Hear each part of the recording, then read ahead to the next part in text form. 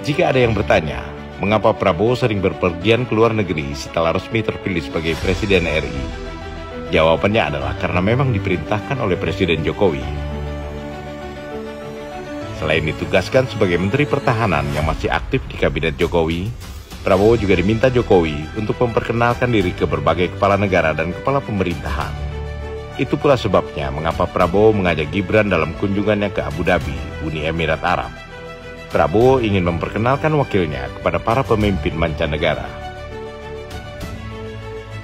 Penugasan yang diberikan Presiden Jokowi kepada Presiden terpilih Prabowo Subianto untuk memperkenalkan diri kepada para pemimpin berbagai negara juga dimaksudkan agar Prabowo membuka seluas-luasnya peluang investasi luar negeri di Indonesia, karena Indonesia membutuhkan pertumbuhan ekonomi.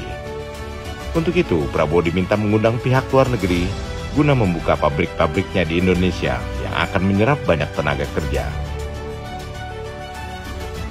Presiden Jokowi yang akan mengakhiri masa baktinya pada bulan Oktober mendatang tampaknya sangat menginginkan pemerintahan Prabowo Gibran berjalan sukses, serta terwujudnya estafet kepemimpinan nasional yang mulus dan lancar dari Presiden Jokowi kepada Presiden terpilih Prabowo Subianto. Dalam kaitan ini pula lah Jokowi memerintahkan para menterinya untuk memberikan data selengkap-lengkapnya kepada Prabowo, agar Prabowo bisa langsung bekerja setelah dilantik. Hal itu diungkapkan Prabowo saat berpidato di acara Rakornas Partai Amanat Nasional atau PAN belum lama ini. Saya berterima kasih sama Pak Jokowi.